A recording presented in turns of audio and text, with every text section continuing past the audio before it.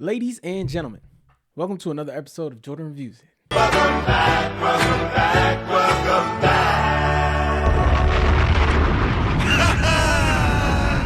back.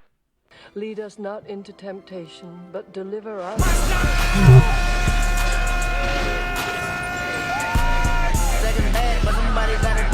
Ladies and gentlemen, we got a very special episode for you today. Apparently, there's a lot going on.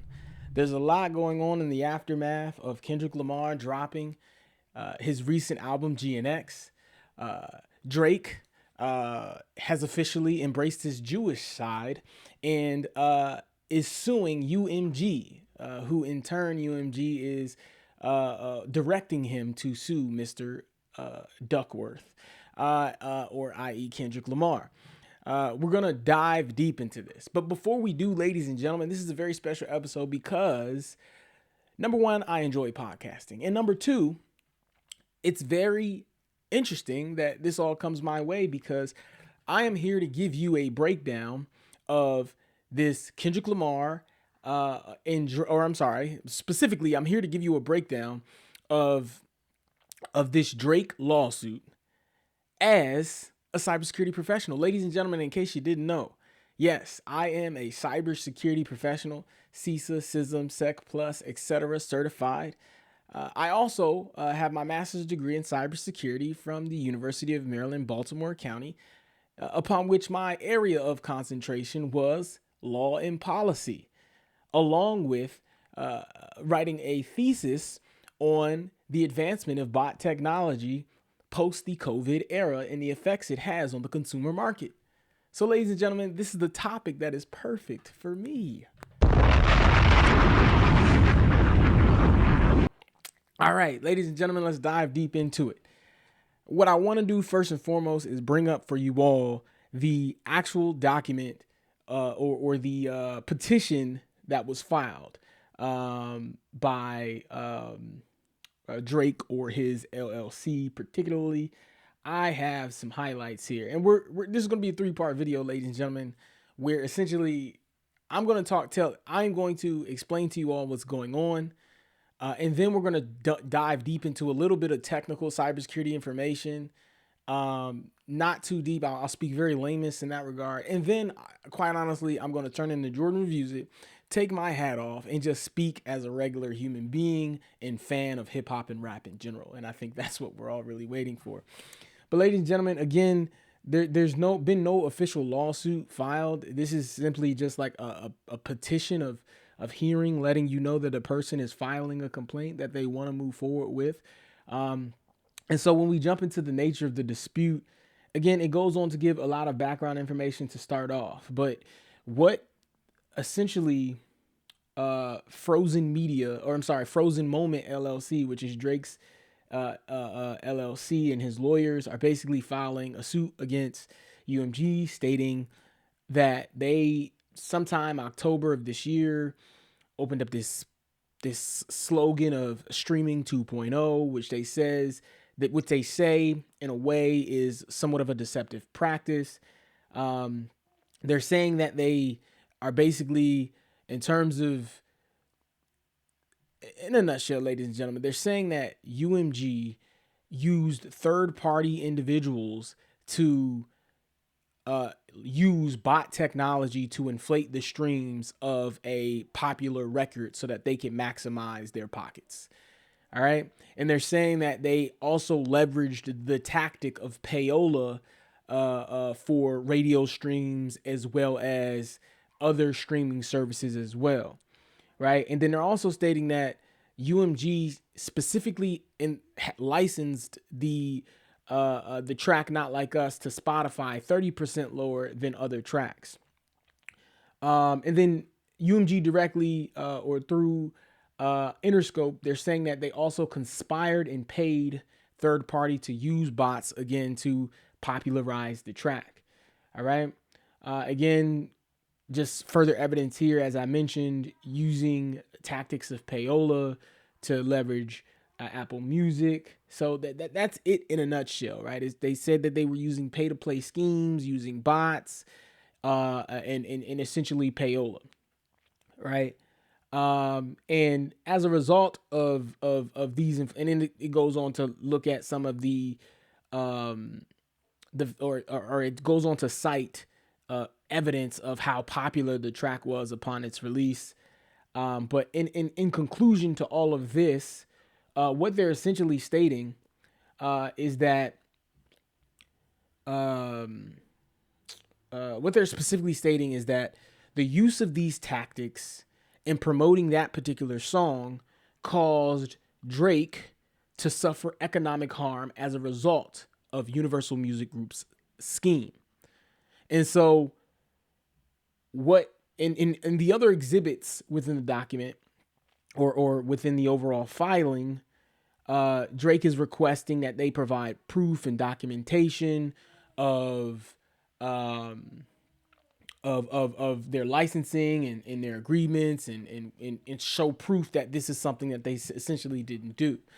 And then on top of that, Universal Music Group is saying, well, if you're saying that third parties associated to Mr. Duckworth or Kendrick Lamar use bots, then you need to contact them or sue them. And if you win, we'll sue them as well, because that's not a practice that I guess they quote unquote abide by. Now, again, there are a lot of people right now talking about this, and they're talking about the use of bots in a way where, and again, bots were officially, I believe, deemed illegal in usage, I think 2 or 3 years ago. The way a lot of people are using this whole tactic of use of bots is, or this whole basis of the fact that bots were used, is first and foremost, it started with academics featuring a person on his podcast saying that somebody paid him $2,000 to run bots for Kendrick Lamar and make his song popular. And in the document, they also cite how, on Instagram, he did this amount of numbers within this amount of time, but on YouTube, he did this amount of numbers within this amount of time. Now, I am here to provide a bit of logic as to what could explain this, and also what Drake or Frozen Moments would have to do to sort of prove their claim. First and foremost, I'd like to state that I don't think that any of this is going to move forward into serious litigation. And I also want to state that, do I believe that these companies use deceptive tactics? Do I believe these companies use bots? Do I believe these companies use payola to sell records? Absolutely, I believe that they do, because how the hell is hip hop the most popular music genre, but Taylor Swift and Morgan Wallen are number one on Billboard's charts 365 days out of the year, or whenever, or outside of the 1 week that a popular rap album comes out, and I ain't never heard a song anywhere. So I do think that there are some practices used to inflate certain artists that they want to promote, because they control the market, quite honestly. And I think that this is a tactic that has not only benefited country music artists such as Taylor Swift or Sabrina Carpenter, who makes pop. I believe that it's also benefited Drake at one point in time. And so I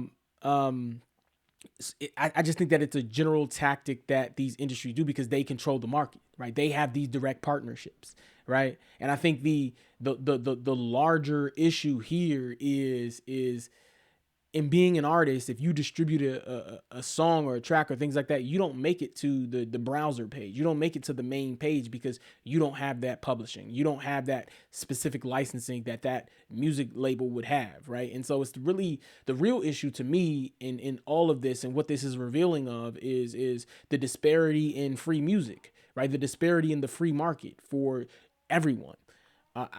And I'll talk specifically about how I feel about Drake in the second, or in the latter half of all of this. But to jump more specifically, now that has been explained in terms of what Drake is claiming, what he's essentially having a grievance about. One thing I think should be understood is, first and foremost, when we talk about bots, right, and what we talk about what Drake would have to prove for this to be considered a legitimate claim, is you would have to prove that bots were actually used, right?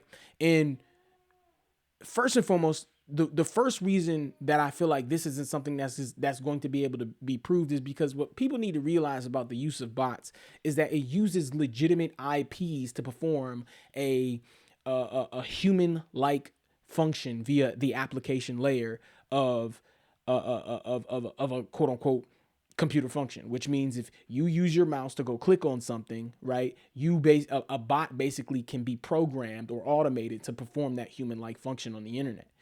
And so there are different tactics that service providers on the internet use, right, for purposes of security, such as CAPTCHA, which is basically when you log onto something and it says, hey, click on wherever you see the bike, or type in these respective letter or characters that look pretty wonky, right? To ensure that there is a human behind logging into this particular system, right?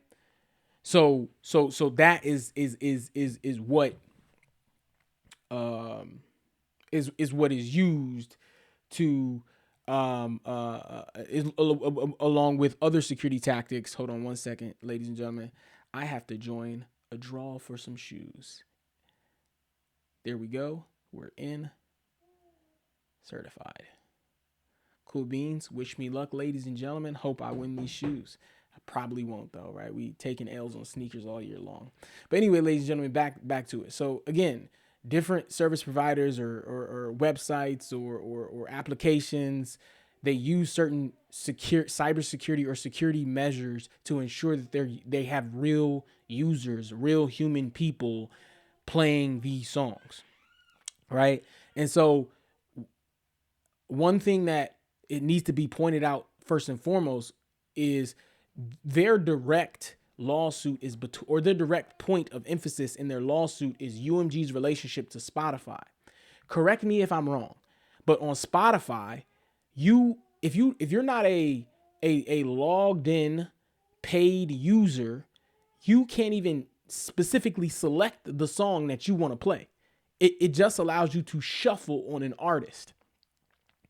Now, again, you probably can dive deeper in seeing if, okay, is the algorithm going to play me the most popular song first? Is it going to purposely play me the new song first?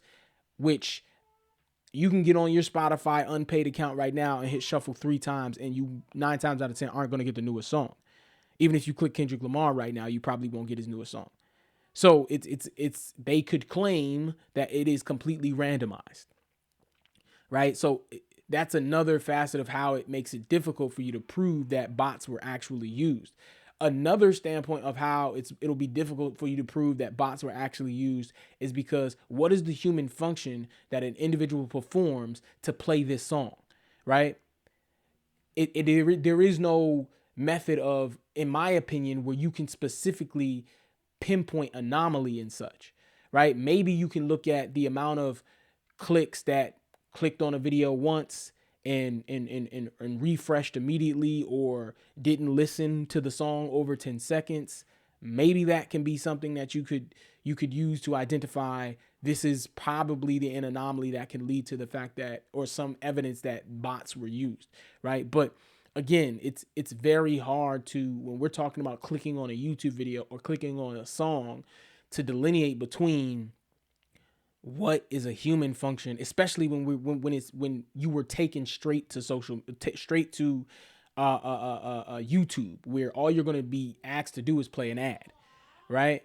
But contrary, when we talk about Spotify specifically, when we talk about Apple Music specifically, you have to log in and be a paid user in order to even click play. So to say that you inflated, again, so again, right? So that's one aspect of how I think that the bot claim will fall short. Another, and this is my last point on the the claim that bots were used is again, this was the most popular rap beef, maybe of all time, between two of the most popular artists in rap, with the most momentum of any person making music right now. Everybody, whether you're a fan of this person or that person, is all chiming in and waiting to see what's happening in this regard. And this was the second to last diss track of all of it, I believe. So it was at its peak. So the claim of, oh, it got 900 million streams in one day, it's the most streamed song in one day of all time, in saying that, oh yeah, he had to have used bots in order to claim that is completely ludicrous, because this is an artist that has just about the same amount of followers as you on Instagram and all other social media platforms, and pretty much everyone in the world knows. I mean, I'm pretty sure more people know Drake and Kendrick Lamar than they know LeBron James. So, you know, to say that bots had to be used and that a person was paid $2,000 at that to run bots for this person, the amount of bots that you would run for $2,000 is tremendously insignificant to the amount of people that would have played these songs. And even when you talk about Instagram interactions and in all of these other metrics that would prove to you how these are actual human beings listening to this song. So I just feel like the claim of the use of bots is, in my opinion, completely hearsay in a way, if I'm using that term correctly. And I think the only way you can prove the use of bots is if you subpoena the person who's claiming that somebody paid him, and having that person turn over their text messages or whatever lines of communication they use to talk with that person, and that person would be held responsible, right? And at the time, they were saying Kendrick Lamar's manager was responsible for doing so, even though I've never known a manager to, well, I'll take that back, but yeah, so it would have to be a conversation, or you would have to subpoena the lines of communication of people who that would be your only legitimate claim in terms of the proof of the use of bots. But again, I think that the use of bots is a common practice within the industry. The use of payola is a common practice within the industry, right? Now, Drake is saying that they did this whether purposefully or inherited, or or just due to some lack of care. He's saying that you did these things with a popular record that was a diss track or a beef track. It affected me economically, and I am deserving of some claim of that. And so, again, I believe that the record company can simply claim that these are our usual practices as it pertains to providing services for an artist. They can claim that. They can very well claim that. So I think that there's a lot here in terms of this overall claim. And then, I mean, there's another facet of it where they're saying that they specifically fired employees that had close relationships to Drake in order to cover up any leaking of information in this regard. Again, in the document claims that this is all based on essentially information, right? Information received or speculation, right? So there's no hard evidence to the claim, right?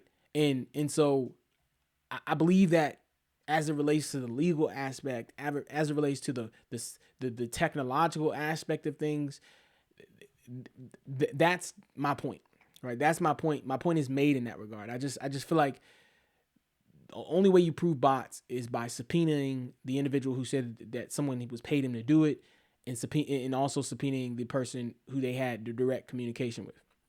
That's the only way you prove bots.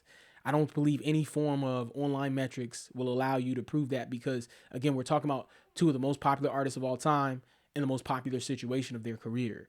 It's just too hard to, you know what I mean? And it's like you got non-technical, stupid people, no offense, saying things like, oh, I refreshed the screen at this time and it's saying it's got more likes. And that, again, it's reporting UDP data later, or TCP traffic later. It's a delay. It's something that's happening really fast. It's not going to be active all the time unless you're at the front end. So, or the back end. So again, I just feel like there's a lot of non-technical people talking about this technical issue that they're trying to explain it and they're trying to understand it based on just terms alone, but you kind of really got to understand how it all works. Again, I just feel like, you know, the clear, and I'm not saying it's impossible, right? But if you're saying that this person paid somebody $2,000 to run bots, which would mean that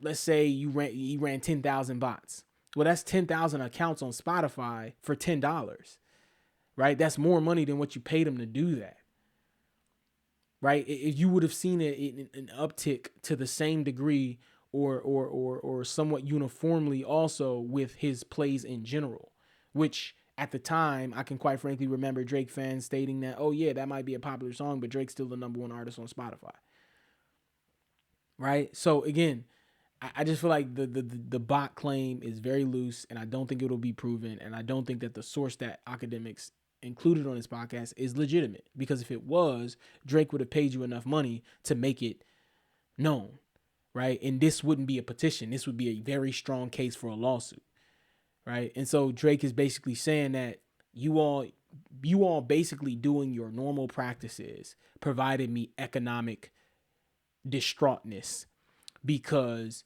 it was a beef track, a diss track. You knew the ramifications of it, and it impacted me negatively. And you shouldn't have done that. You shouldn't have done your normal thing in promoting a track that could have been haphazardous to me. That's essentially what Drake is saying, in my opinion, based on what I understand. Now, that's the first half. We talked about the technical. We talked about the lawsuit. On to the second half, and this is where I get real. Sorry, bro. Sorry to the Drake fans. Sorry to the Drake fans, because it's about to get real. Quite personally, bro, again, your Jewish side is really showing here. Drake, this is the most sorry shit I've ever heard, or this is the most sorry shit in the history of rap in general. And for that matter, I'm calling it right now. Drake, in my opinion, cannot be mentioned on anybody's top 10, top 20, top 100 list when we talk about rap. Maybe pop, but when we talk about rap, Drake can never be mentioned again. Because this is some sorry shit to me. Like, suppose you won the rap beef, bro. Suppose you won the rap beef. There have been plenty of artists who you've beefed with, who you have come out with the actual top record with, and the record labels backed you with it. They played it on the radios, they put it on the albums, and you ran with the shit. And now you get body bagged by an artist that's better than you and was better than you in this situation in terms of rap / hip hop, and you're a sore fucking loser and you can't handle it. You're a sore fucking loser and you can't handle it. Calling you a pedophile ain't the worst shit you've heard on the entire internet, bro. Get the fuck over it. Drop music. Do what you do if you really want to prove this shit the other way. But in my opinion, this is the weakest shit ever, bro. This is the weakest shit ever, bro. You take a L. You take a L and you want to sue motherfuckers. And I get it. You can do that. You have a legitimate claim to do that. But it's weak as shit to me, man. It's a weak as shit to me, bro. Like, you had the same opportunity as Kendrick Lamar to come out on top in this rap beef. Right? And this ain't no defense of Kendrick Lamar. Again, there have been worse things said or done on a song or a beef track about people. This is healthy. This was a healthy beef diss track. It was nothing but hyperbole and like joning on one another. You know what I'm saying? But since you ain't accustomed to the culture for real, this is your natural response. And if your issue is with UMG, I understand that, right? I understand that, right? But to me, it's sore loser shit, bro. It's sore loser shit. You know what I'm saying? And then you got all of these other like commentators coming out to defend him. Oh, if this is true, nigga, it been true. They been using payola. They been using bots to some degree, right? They been paying influencers to talk about records. It's a normal thing. It's called fucking branding something. It's called fucking marketing. This is what they do. Their goal is to make money.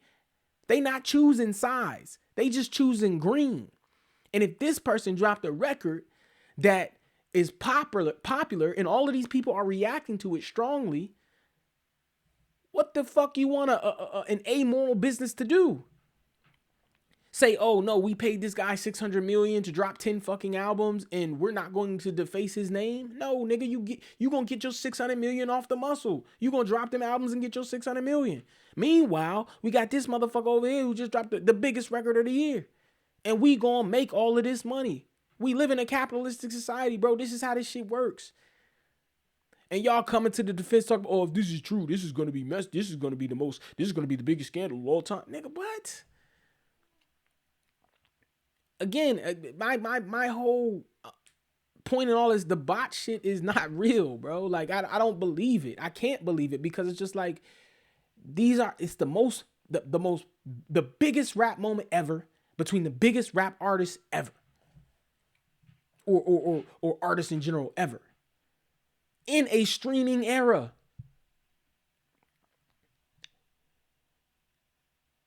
And if you think that the record label conspired to use bots to stream the record more, they would lose more money. Why? Because they would have to pay more out to the artist. They would have to pay more out to the person using these things, right? They're expensing things for the purpose of trying to make more money, right? So again, it's in a nutshell, bro. It's the nature of the system in and of itself, bro. I just feel like it's the weakest move that you can pull. It's sorry shit to me, bro. Drake, you took your L, hold it, and move the fuck on. The only way you win is by continuing to do what you do. But you're a sorry, sore fucking loser who can't take the fucking heat. And for that matter, Drake is the sorriest artist that that has ever graced the planet, in my opinion, because of this. Like, you going out weak as shit to me, bro. Like, you going out weak as shit, bro. Like, dead ass, man. And it's sad to fucking see because I was rooting for this to bring the best out of both of these artists. You know what I'm saying? And, you know, at a moment, I'm just like, all right, Kendrick, you going a little bit too hard. Even though I love it and it's for culture. But now it's like really like F them. Because it's just like, it's like you going off of all of this hearsay, filing an official petition for claims, trying to sue people and all this other shit. And again, none of this shit is going to stick. None of it is going to stick, bruh. Like, none of it is going to come out in your benefit because, again, if you really want to go this guy's lawyer versus your lawyer, technologically, it's too hard to prove in this situation for the reasons I mentioned earlier, right? Like, if your claim was in, and then it's just weak shit to me all in all, bro. Like, I just no other way to explain it. Like, I understand people trying to come to the defense and say that this person did that, bro. They both did it before. If one person used it, they both used it. You know what I'm saying? And he probably feels confident in the lawsuit because he knows it's been done for him or other people. Right? Y'all are acting like this bot thing is just so new. Right? And a large part of me believes that no bots were involved at all. Right? I mean, and if you specifically wanted to run your own bots, right? If you specifically wanted to run your own bots to do something, there are computer applications and functions and apps and what have you that you can go download and do that with. It's illegal now, but technically you can go do it for yourself. Who's stopping a general random individual from doing it, right? And so this unnamed source saying that they reached out to a person directly, well, it's just, I think it's just a slander campaign trying to take away from another person's success who, you know, another person just, the only way you think you can win is turning it into this mass controversy that is this person cheated, this, that, and the third. But again, whether or not this person used bots on a track like Not Like Us, it don't change the fact that you got your ass handed to you in the beef. It don't change the fact that you lost. Right? And you're saying that the regular practices used by the record label to sell a record cause you economic harm. Because you engage in a beat in a diss track with somebody. Kendrick can largely say the same thing about the song you dropped with J. Cole, First Person Shooter, earlier that year, which was promoted. Right? So you're saying because somebody called me a pedophile that you said this person beat his wife. You said that this person's kid wasn't his. It's a rap beef, bro. It's a rap beef. You're gonna throw things at each other, right? But because you lost, and because this person came out with an actual hit record and you didn't,